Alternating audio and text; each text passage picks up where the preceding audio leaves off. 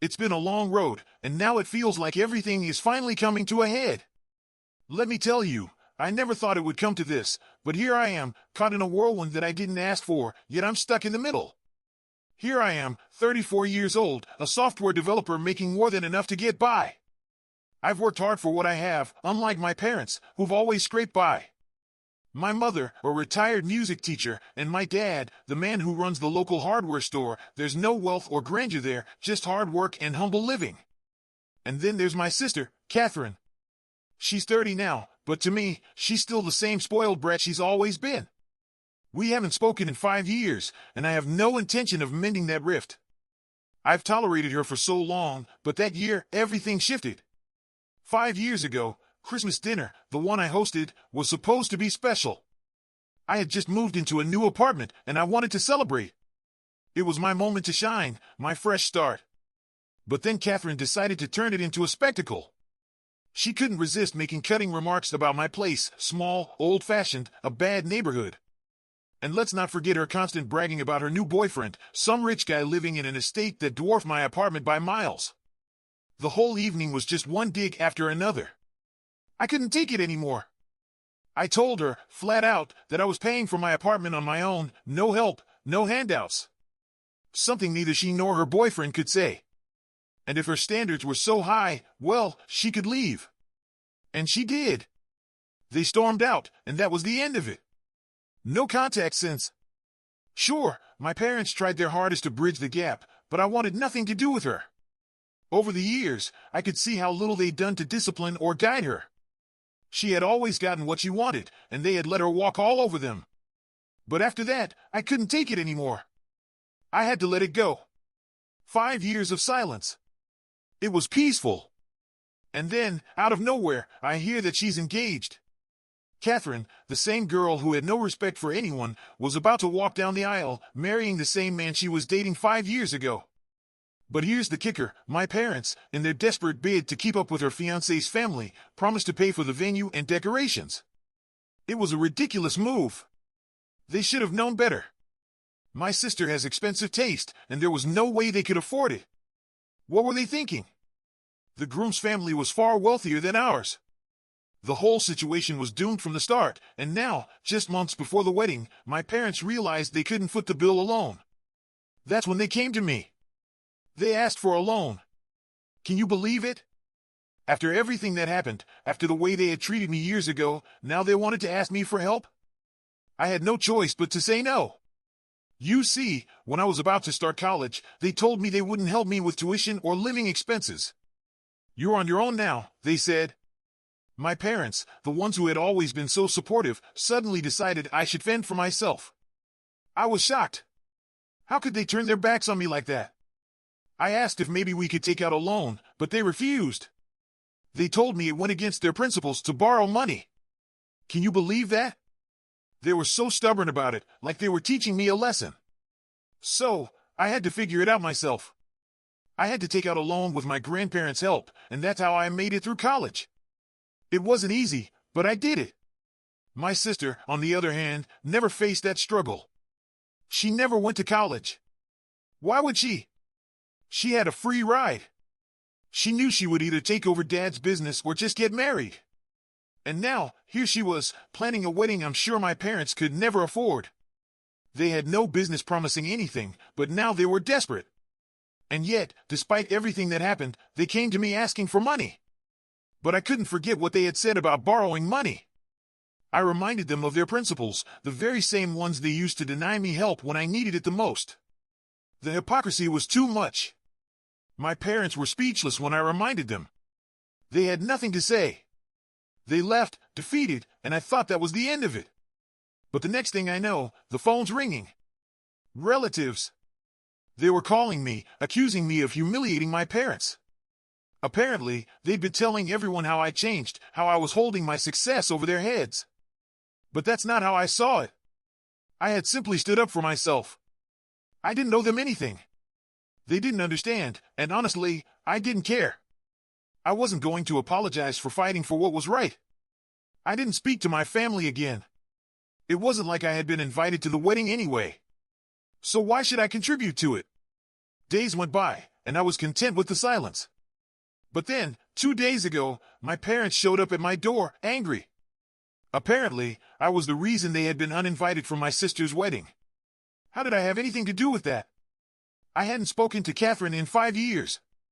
But according to my parents, when they told her they couldn't cover the costs and asked her for help, she flipped out. She couldn't risk her in-laws thinking badly of her. She insisted my parents figure it out. And while Catherine might be spoiled and entitled, I couldn't say she was wrong here. The situation was a mess. If they weren't sure about the costs, they never should have promised anything. But instead, they were caught in their own mess. And now, they wanted me to help.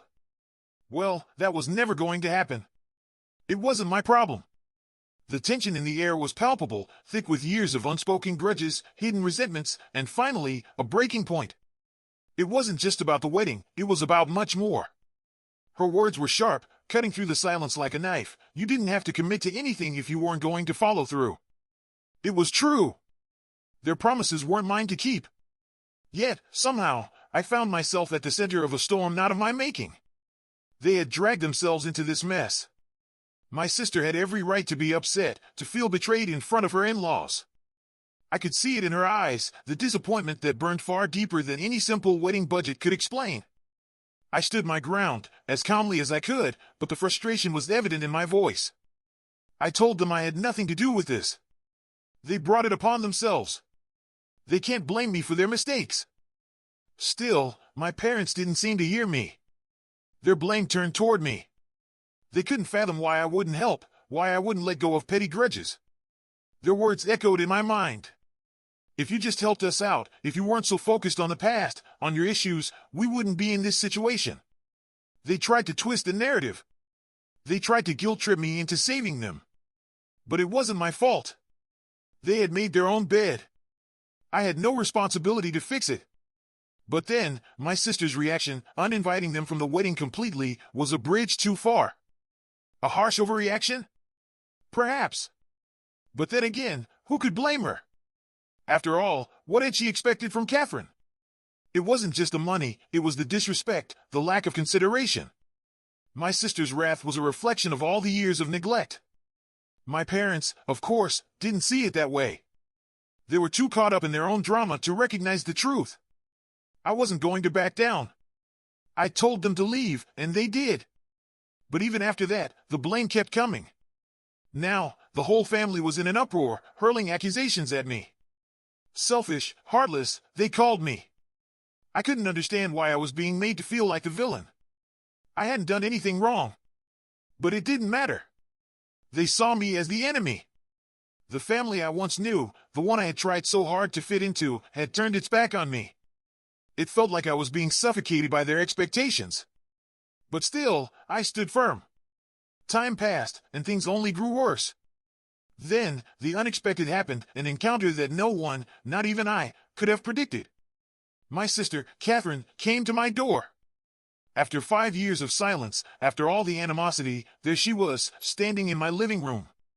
I had no idea what to expect. What could she possibly want? An apology? A plea for money? Her presence alone was a shock, and yet I stood there, waiting for her to speak. I knew what this visit was about. We hadn't spoken in so long, and now, it had to be about the wedding, about money. There was no other reason for her to come. But Catherine, as much as I expected the worst, surprised me. She didn't launch into a demand or start with accusations. Instead, she began with something unexpected, a genuine apology. She said she was starting a new chapter in her life. She was about to get married, and she wanted to make amends. She spoke softly, regret dripping from her words as she told me how she had been wrong, how she had been a brat, how she had misunderstood her actions in the past. It's not entirely my fault, she admitted. Our parents never corrected me. I grew up thinking my behavior was normal. The words felt rehearsed, like she had practiced them over and over in her head. Yet, for the first time, I believed there was some real sincerity in her voice. She continued, laying it all out, admitting her mistakes and telling me how much she regretted hurting me. I listened, silent, but I knew there was more. There was always more.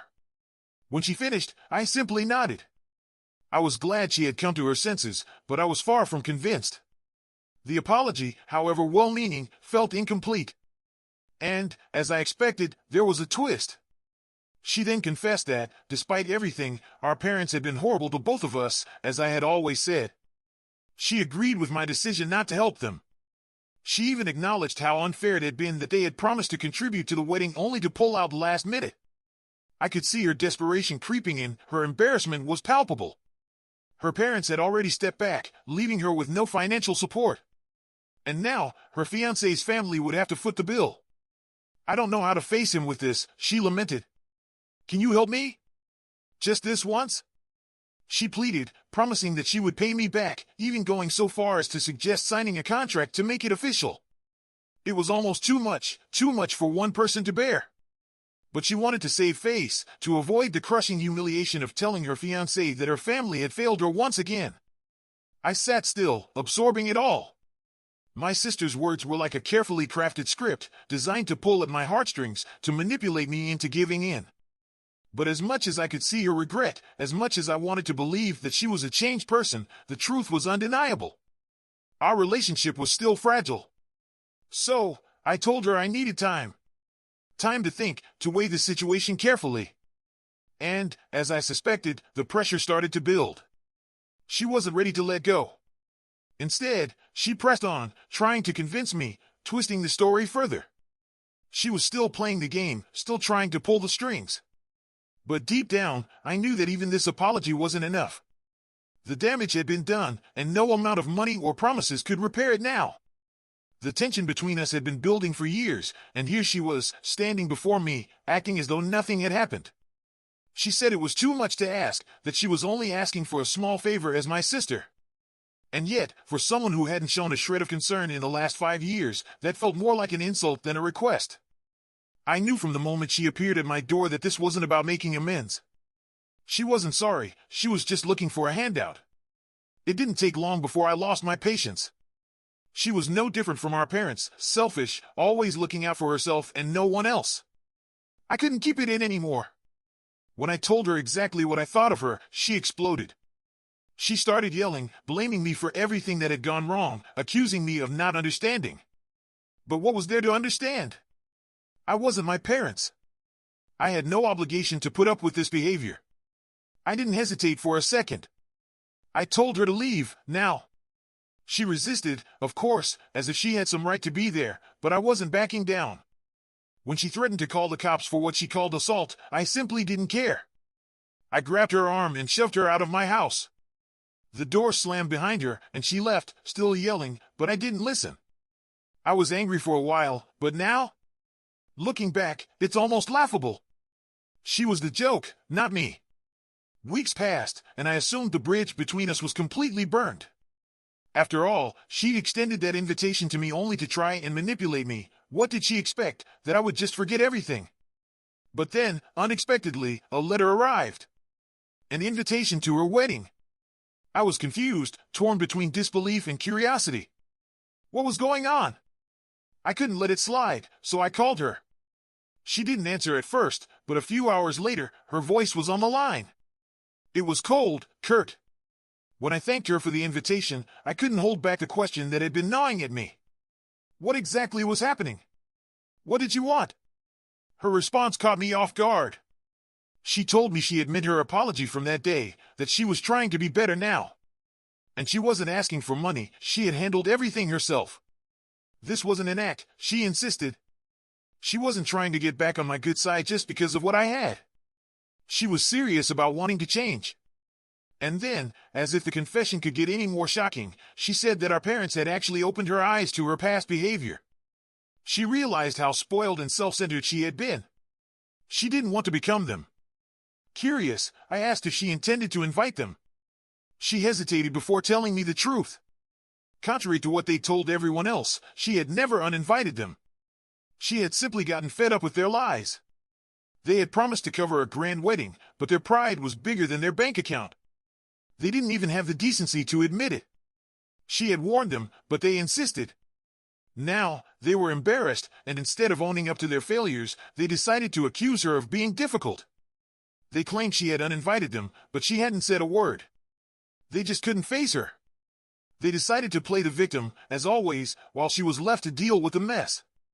She told me how they had even tried to turn the rest of the family against her. Most of the relatives weren't taking her side, blaming her for their parents' actions. I couldn't help but feel disgusted. It was the same story with me. Our parents had never taken responsibility, and now they were doing the same with her. But this time, it seemed different. I could tell that my sister was waking up to the truth, slowly seeing the toxic reality of our upbringing. The phone call ended with her apologizing again, thanking me for listening, for being there when she needed someone. She said that at least one person from the family should show up at her wedding. I didn't know what to think. Part of me still felt the weight of years of neglect and betrayal, but another part wondered if maybe, just maybe, there was room for reconciliation. My grandparents were in a similar place, unsure of what to do, but they said they'd go if I decided to attend. The decision was harder than I imagined. But I knew I had to at least think it over. And then, the moment came. The wedding day. But it wasn't just any wedding. I didn't just show up. I walked her down the aisle. It's strange, isn't it? The sibling rivalry, the betrayal, the broken family ties, and then, there we were, together. Our parents hadn't apologized, not even reached out. And that's why they weren't there. But my sister, she asked me to be there, to support her in a way they never did. I didn't hesitate. No matter the past, no one deserves to be abandoned on such a significant day. Seeing our parents' behavior up close, the refusal to humble themselves, made me realize just how far gone they were. They had always favored my sister, treating her like the golden child, letting her get away with everything. And this was the result. I'm not blaming them entirely for what she became, but they could have stepped in sooner. Maybe it wouldn't have turned out this way if they had actually cared enough to correct her. I could see the weight on her shoulders as she prepared for the ceremony. She was hurting. Her parents weren't there, and she was about to marry without them. But I was there. My grandparents were there. Her fiancé, too, had come to understand the full truth. And he took care of the financial burden, even after all the drama. Before the ceremony, Catherine apologized to all of us. She acknowledged the years of silence and hurt. Her fiancé apologized, too, for his part in the past. They had made it work, despite the chaos. My sister broke down just before the ceremony. But we reassured her. She had us. She wasn't alone. Despite everything, I knew I had made the right choice. Not because everything was suddenly perfect, but because we were trying. She wanted to change, and for the first time in years, I believed her. I wasn't ready to say that everything was fixed, but I was willing to try. Time will tell if she's truly different, but at least now I could see a glimpse of the person she was trying to be.